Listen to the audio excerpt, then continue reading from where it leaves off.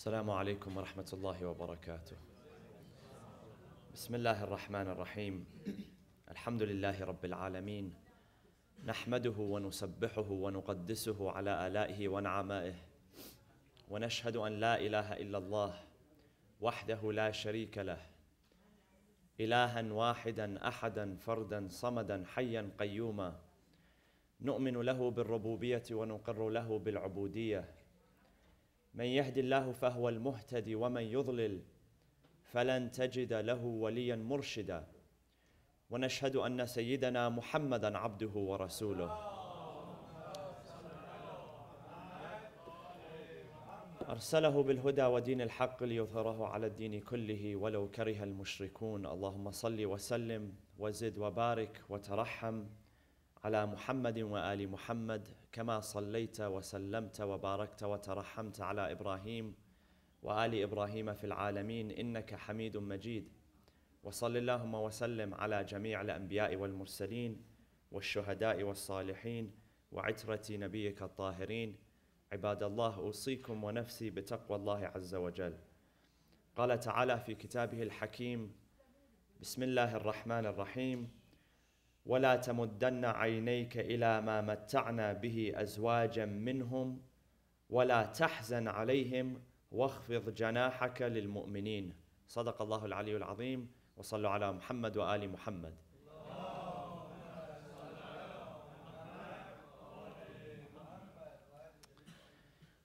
The golden rule is commonly understood to represent the highest order of reciprocal behavior, and that is to do unto others as you would have them do unto you. And if you observe across the major world religions, you'll find that every one of them has a way of articulating this statement directly from the scripture. So you have it in the Bible, you have it in the hadith. In the hadith of our Prophet Muhammad sallallahu alayhi wa alihi wa sallam, it's stated that your belief shall not be complete until you love for your brother what you love for yourself. Likewise, in the Jewish scriptures and in other scriptures as well. So the understanding is treat people the way that you want to be treated. A number of years ago, the psychologist Carl Jung made a couple of astute observations on the golden rule. He said that, number one, when it comes to treating others the way that you want to be treated, number one is that does not interpret necessarily to the statement, be nice to everyone. So you think the golden rule, treat others the way you want to be treated, would be interpreted as just be nice to everyone. But what you really need to understand and think about is, how do you want to be treated? Think, for instance, how would you want someone to treat your child? Would you want everyone to just be nice to them all the time throughout their entire life?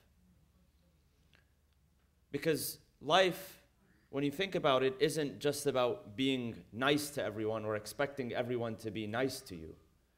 You want people to tell you the truth, and the truth isn't so nice sometimes. The narration reminds us of the definition of a true friend. It says, صديقك من صدقك لا من صدقك. Your true friend is the person that will tell you the truth, that will give you the truth, not the one who is going to believe everything you say and nod yes and, be nice to you. So this is one observation that he had, that the golden rule doesn't really mean what you think it means on the surface. And number two is that it's not a command as much as it is an equation. What does that mean? That means in an equation, you would do to one side what you would do to the other side. So if you are going to treat people in a way that is honorable, is generous, is kind, is preserving, what that means is that you would also have to treat yourself in that way. And that's where a lot of people lack and fall behind, is in the notion of what is today commonly known as self-care. Taking care of yourself so that you have the capacity to be able to pour into others and take care of others. And there are a number of studies which have been done as to why people don't really take care of themselves that much, and why they would rather take care of someone else or something else better than they take care of their own self. So studies show, for instance, that a person goes to a doctor and there's a certain percentage of people that they get prescribed a certain treatment or a certain medication, and a certain percentage of them won't get the medication, and then those that do, a certain percentage of them won't even take the medication.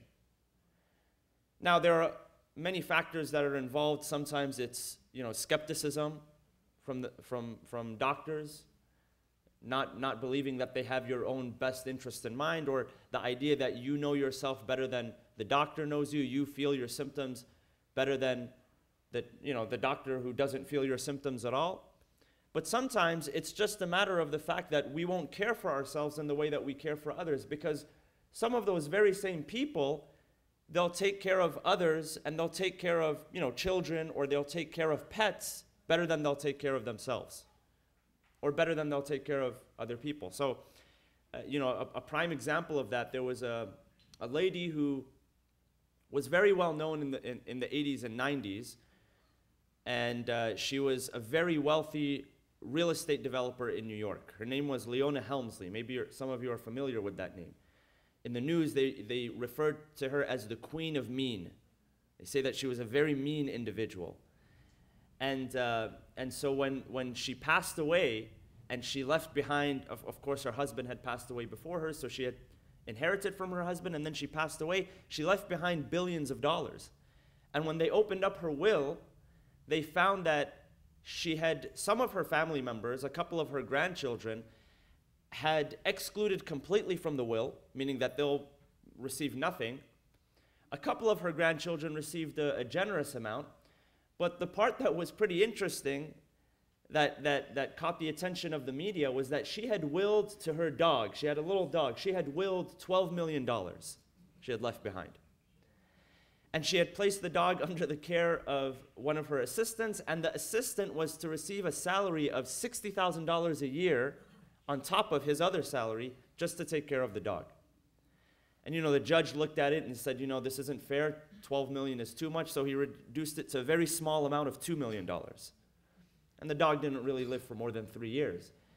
But two of her grandchildren were completely excluded and ousted, which shows the fact that sometimes we'll care for something like, now I'm not saying don't abuse animals or anything like that, but it shows you that psychologically sometimes we would rather tend to an animal, a pet, more than we would tend to family members. And sometimes even to ourselves. So taking the golden rule into perspective and treating people the way you want to be treated, well, you have to ask yourself, how do I want to be treated?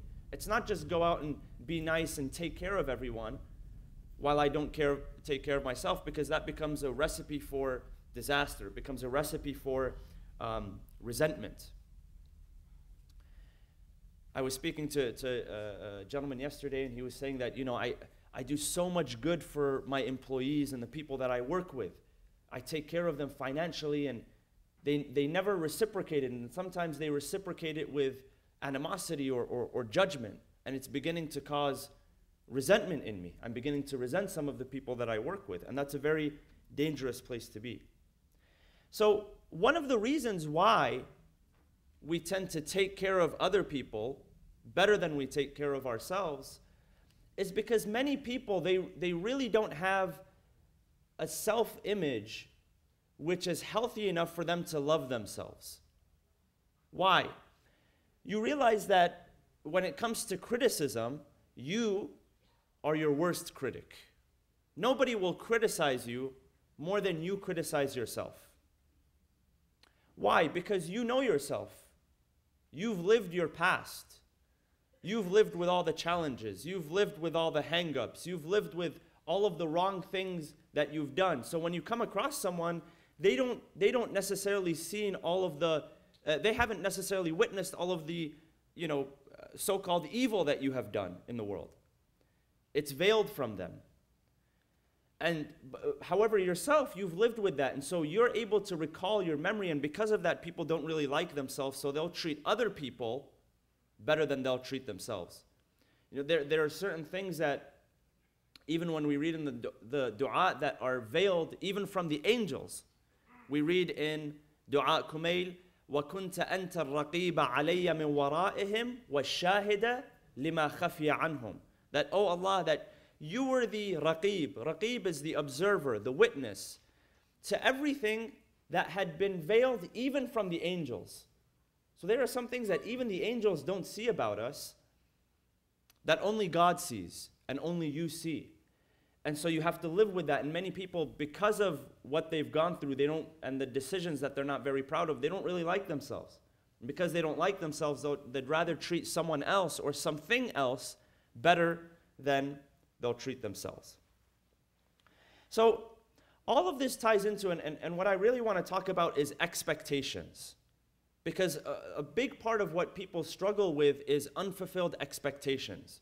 And people have expectations from themselves, but because of all of these barriers, they're never able to fulfill the expectations that they set for themselves.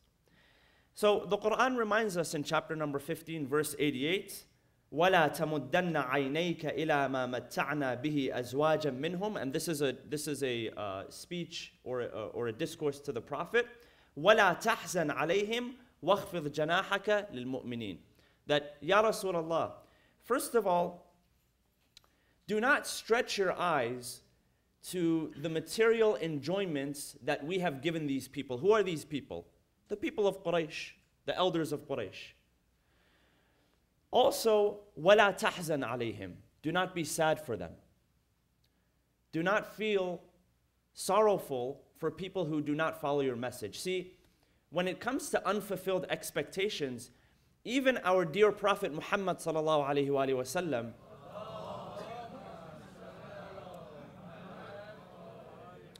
even him, his blessed self, he had certain expectations. So when the message was first revealed to him, and when God directed him to deliver the message publicly, at first it was private, and then the invitation became public, he went to some of the most influential people. And he expected them, because of their social status, because of what they had, that they were going to readily accept that message. And he went to his family members, thinking that these are the people that love him, these are the people that are the closest of kin, having an expectation that they were going to be among his prime supporters. But what ended up happening is that most people actually turned away from him. The unbelievers in the Quran also had certain expectations. For instance, in chapter number 43, verse 31, we read the following. Bismillah ar-Rahman ar-Rahim. قالوا, they said, the tribal leaders, قالوا لولا نزل هذا القرآن على رجل من القريتين عظيم. They say that this message, had it not been, or why is it that this message, something which is so great, why was it not sent to what the Quran describes as على رجل من القريتين عظيم. So there are two qura, there are two villages, there are two towns. One is Mecca and one is Ta'if. And each one of them had a great man, meaning a great leader. And commentators tell us that in Mecca it was Al-Walid ibn Mughira, and in Al-Ta'if it was Urwa ibn Mas'ud al-Thaqafi. So these were two prominent men, two prominent leaders, and their question was, why is it that this message, if it's something that's so great, why is it being sent to Muhammad? Sallu ala Muhammad wa ali Muhammad.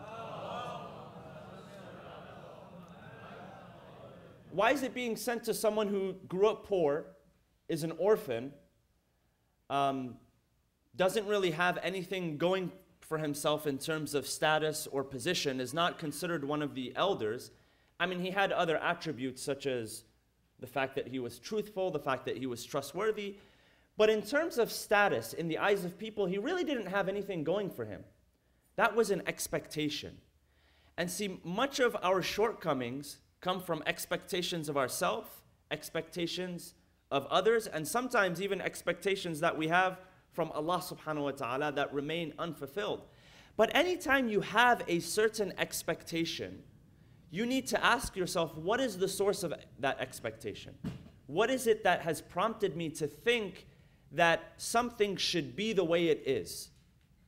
And that's where many people get disappointed, is because we aren't able to pinpoint the reason why we expect something to happen in a certain way. We become disappointed. We can't see the wisdom behind something. There was a book that someone gave me recently, and it was based off of statistics and observations and surveys that were done around people of wealth in this country, in the United States. And what the book was suggesting was that, you know, when you think of the idea of being a millionaire or being wealthy, you think someone who, for instance, drives a really nice car or lives in a really big home or spends in a certain way. But in reality, the vast majority of people who are millionaires or have wealth are people who, and they figured out 7 factors. One of those factors is that they live well below their means. They're not the people that are flashing their wealth. They're not the people out there that see themselves as high status. So they live not within their means, they live well below their means. There's an idea that not everything that you get you have to spend, and it's very interesting because they compare people with different salaries. And they show how some people who are making a very comfortable salary and income, sometimes, you know, upwards of $150,000, $200,000, maybe $250,000 a year, and this book, of course, was written in the 1990s, how people like that, at the end of the year, they end up broke. They end up broke because everything they get from one hand, they give away. They spend. Not give away, they spend. So they don't believe in investing. They don't believe in spending. They don't believe in giving to good causes which can actually grow your wealth. And whatever, by the way, whatever you can say about money, you can also say about time, because time is an equally as valuable, if not more valuable resource. That some people look at the end of the day and they say, where did my entire day go?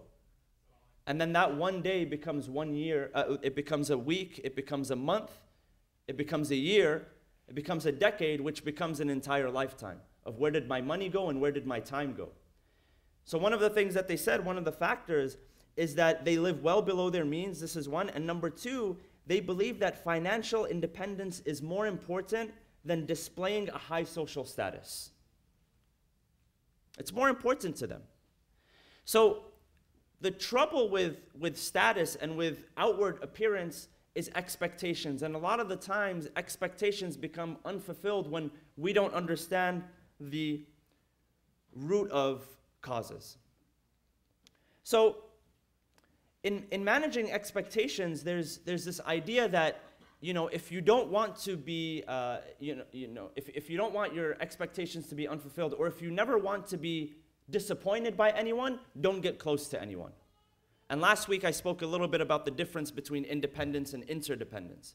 How independence is the idea that I'm independent, I don't need anybody for anything, whereas interdependence is a form of independence, but also being able to live harmoniously with other people. Realizing that, yes, there is a need for other people. Not being needy, but there is a certain need for other people. So some people say, you know, as long as you don't get close to anyone, as long as you don't let anyone come into your life, then you'll never be disappointed. Which to an extent is true, but I want to share with you a story. A couple of days ago, I was speaking to a young man, and he was talking to me about his career and where he was headed and what he wanted to do.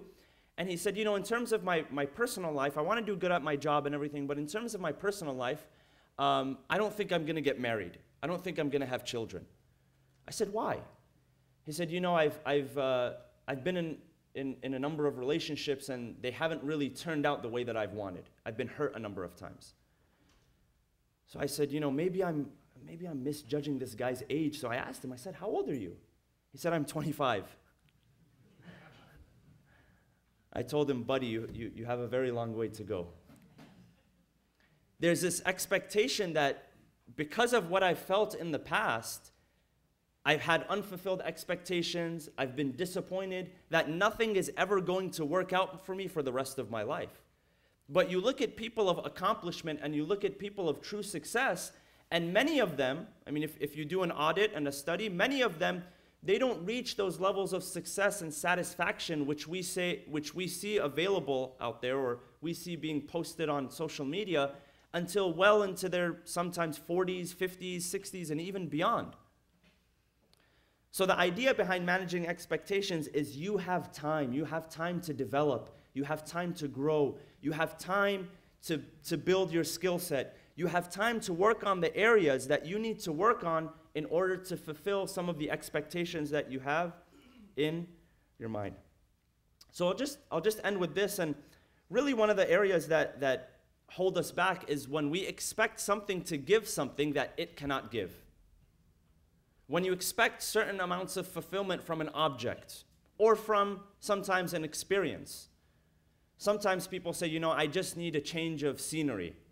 When in fact, you don't need a change of scenery, you need a change of self.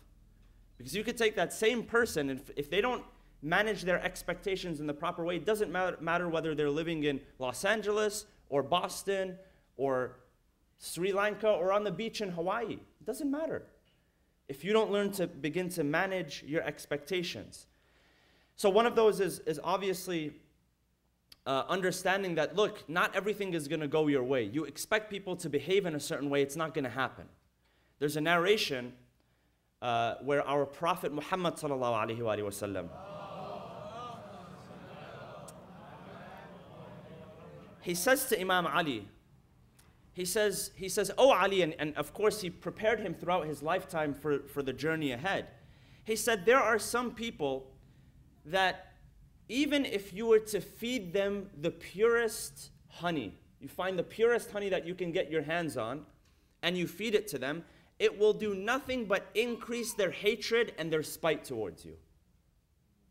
And there are people that even if you were to point your sword against them, it would do nothing but increase in their love and admiration for you. He set him up for the proper expectations. Not to go out and expect people to hate you and say, you know what, people are just, no, because sometimes we fall into that mindset and we say, okay, well, you know, and we fail to see our blind spot, and we fail to check our ego, because there are some areas that you can improve. But understand, when it comes to expectations from other people, not everybody is going to love you or respect you the way that you expect them to. And I'll just end with this very short snippet from the hadith of, it's the dua, the supplication of Abu Hamza al-Thumali. And towards the beginning of Al-Imam Zayn al-Abidin alayhi salam, he says the following, he makes the following statement. He says, Alhamdulillah alladhi la ad'u ghayrah. He says, praise be to Allah, the one who I do not call upon anyone but Him. وَلَوْ دَعَوْتُ غَيْرَهُ لَمْ يَسْتَجِبْ لِي دُعَائِي. And if I was to do that, then my supplication, the answer to my supplication would not materialize. It would not come into fruition. So basically what he's saying here is that I don't expect from other people what I should only be expecting from Allah subhanahu wa ta'ala. So we ask Allah subhanahu wa ta'ala to allow us to manage our expectations, to turn our hearts and minds towards Him. Bismillah ar-Rahman ar-Rahim. وَالْعَصْرِ إِنَّ الْإِنسَانَ لَفِي خُسْرٍ إِلَّا الَّذِينَ آمَنُوا وَعَمِلُوا الصَّالِحَاتِ وَتَوَاصَوْا بِالْحَقِّ وَتَوَاصَوْا بِالصَّبْرِ وَصَلُّوا عَلَى مُحَمَّدٍ وَآلِ مُحَمَّدٍ.